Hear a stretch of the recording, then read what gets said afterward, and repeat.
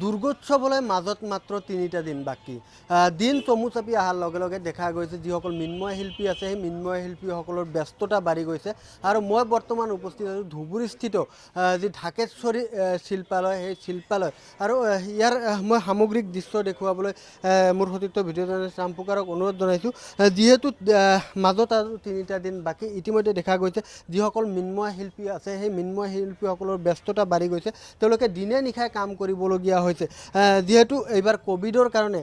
চৰকাৰে বিভিন্ন ধৰণৰ নীতি নিৰ্দেশনা জাৰি কৰিছিল আৰু দুৰ্গা পূজা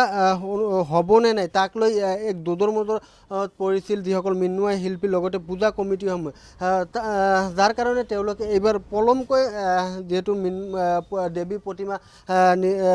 নিৰ্মাণ কাৰ্য আৰম্ভ কৰিছিল যাৰ কাৰণে তেওঁলোকে বিভিন্ন সমস্যাৰ সন্মুখীন হ'বলগীয়া হৈছিল আৰু যেহেতু মাত্ৰ মাজত ৩টা দিন বাকী ইতিমধ্যে মিন্ময় শিল্পীসকলে দিনে নিশাই কাম কৰি তেওঁলোকে ইতিমধ্যে প্ৰায় তেওঁলোকৰ যি দেৱী প্ৰতিমা নিৰ্মাণৰ কাম সেয়া প্ৰায় সম্পূৰ্ণ কৰিছে অকল অন্তিম যি পৰশ সেই অন্তিম পৰশ দিবলৈ বাকী আছে আৰু এইদৰে দেখা গৈছে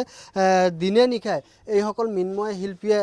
তেওঁলোকৰ যি প্ৰতিমা নিৰ্মাণৰ কাম সেয়া কৰি যাবলগীয়া হৈছে আমি তেওঁলোকৰ লগত কথা পাতিম দাদা মাজত মাত্ৰ আৰু ৩টা দিন ইতিমধ্যে দেখা গৈছে আপোনালোকে দিনে নিশাই কাম কৰি থাকিবলগীয়া হৈছে কি কি সমস্যাৰ সন্মুখীন হ'বলগীয়া হৈছে আপোনালোক আমাৰতো সমস্যাখানি মানে বৃষ্টিৰ কাৰণে বেছিখন হৈছে আৰু চৰকাৰ মানে অৰ্ডাৰটো পিছতে দিল পূজা হ'ব কি না হ'ব আমাৰ লগত চৰকাৰৰ মুখৰ পৰা চাই আছিলোঁ যে কি হ'ব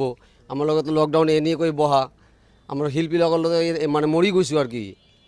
এইকাৰণে মানে কামখন পিছ হৈ গৈছে আৰু কি চৰকাৰ কি অৰ্ডাৰ দিব কি না দিব পূজা হ'ব কি না হ'ব কৰোণা কেনেকৈ বাঢ়িব কি না বাঢ়িব এইকাৰণে আমালোকে মানে কামখন পিছ হৈ গৈছে আৰু কি এইবাৰ কিমান প্ৰতিমাৰ অৰ্ডাৰ পাইছে আমালোকে সৰু সৰু মূৰ্তি 24খন আছে আৰু কি কাম কিমান দূৰ আগবাঢ়িছে কাম হৈছে এতিয়া মানে সাজ সজ্জাৰ কাম চলি আছে আৰু কি দিনে ৰাতিয়ে কাম কৰিবলগীয়া উপায় নাই কৰিব লাগিব আৰু কি এইবিলাক বস্তু দিব লাগিব মূৰ্তি কিমান হাইষ্ট কিমান দামলৈকে আছে 10,000 12,000 আৰু যেহেতু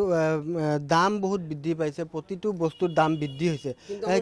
মূৰ্তিৰ দামটো বাঢ়া নাই মূৰ্তিৰ দাম যিবিলাক সব কমিটি কৈ আছে পইচা নাই ক'ৰ পৰা দিম এইকাৰণে তে আমাৰোতো সব বস্তুৰ দাম বাঢ়ি গৈছে এইকাৰণে আমালোকে মানে কি কৰিম দিব লাগিব আমাৰ পেটেৰ কাৰণে কাম কৰি আছোঁ আমরা এইবিলাক মালিকের বহুত লছ আছে লছত হ'লেও আপোনালোকে দিব লাগিব আর কি এইটো আমাৰ ব্যবসা কৰিব লাগিব আৰ কি আমালোকে তো বেলেগ কাম নাই সৰকাৰ আমাক কোনো মানে আৰ্থিক অবস্থাও দিয়া নাই মানে কোনো ধৰণৰ দিয়া নাই লকডাউনত কোনো ধৰণৰ সহায় কৰা নাই কোনো শিল্পী মিটি শিল্পী কোনো সহায় কৰা নাই হয় এইসকল আছিল যিসকল মৃৎশিল্পী তেওঁলোকৰ মনৰ কথা যেহেতু তেওঁলোকৰ কৰ্মই হৈছে প্ৰতিমা নিৰ্মাণ কৰা প্ৰতিমা লছত হ'লেও তেওঁলোকে প্ৰতিমা নিৰ্মাণ কৰিব লাগিব যেহেতু এইবাৰ কোভিডৰ কাৰণে অলপ পলমকৈ হ'লেও চৰকাৰে কিছু নীতি নিৰ্দেশনা বান্ধি দি এইবাৰ দুৰ্গা পূজা পাতাৰ অনুমতি প্ৰদান কৰিছে কিন্তু তাৰ পিছতো কিন্তু এইসকল শিল্পীয়ে বিভিন্ন সমস্যাত ভুগিবলগীয়া হৈছে যেহেতু প্ৰতিটো সামগ্ৰীৰ মূল্য বৃদ্ধি হৈছে মূল্য বৃদ্ধিৰ ফলত তেওঁলোকে যিসমূহ প্ৰতিমাৰ লগত ব্যৱহাৰ কৰা যিসকল ৰং হওক বা অন্যান্য সামগ্ৰী হওক কাপোৰৰ পৰা আৰম্ভ কৰি যিসমূহ সামগ্ৰী সেইসমূহ যথেষ্ট মূল্য বৃদ্ধি হৈছে কিন্তু মূল্য বৃদ্ধিৰ পিছতো তেওঁলোকে কম দামতে প্ৰতিমাসমূহ বিক্ৰী কৰিবলগীয়া হৈছে যেহেতু পূজা কমিটিসমূহ যেহেতু পইচা দিবলৈ অপৰাগ যেহেতু কোভিডৰ কাৰণে আৰ্থিক সমস্যাৰ সন্মুখীন হ'বলগীয়া হৈছে প্ৰতিজন ব্যক্তি যাৰ কাৰণে তেওঁলোকে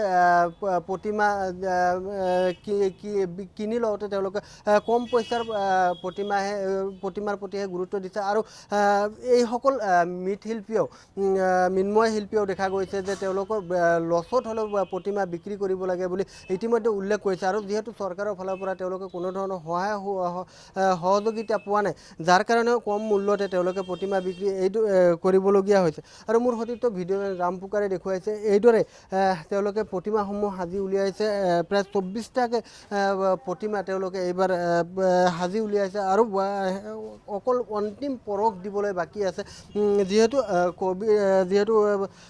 দুৰ্গা পূজালৈ আৰু মাজত মাত্ৰ 3টা দিন বাকী। এই 3 দিনতে তেওঁলোকে সম্পূৰ্ণ কৰি পূজা কমিটিসমূহক গতাই দিব লাগিব এইসমূহ প্ৰতিমা। সেইকাৰণে তেওঁলোকে দিনে ৰাতিয়ে কাম কৰি হ'লেও প্ৰতিমাসমূহ সাজু কৰি উলিয়াই দিবলৈ তেওঁলোকে দিনে ৰাতিয়ে কাম কৰিবলগীয়া হৈছে। আৰু এতিয়া যিহেতু মাজত মাত্ৰ 3টা দিন বাকী, তেওঁলোকে অন্তিম পৰক দিবলৈ বাকী আছে। আৰু তেওঁলোকে ইতিমধ্যে আশা কৰিছে যে এই 3 দিনৰ ভিতৰত এই প্ৰতিমাসমূহ তেওঁলোকে প্ৰতিটো পূজা কমিটিক তেওঁলোকে গতাই দিবলৈ সক্ষম হ'ব।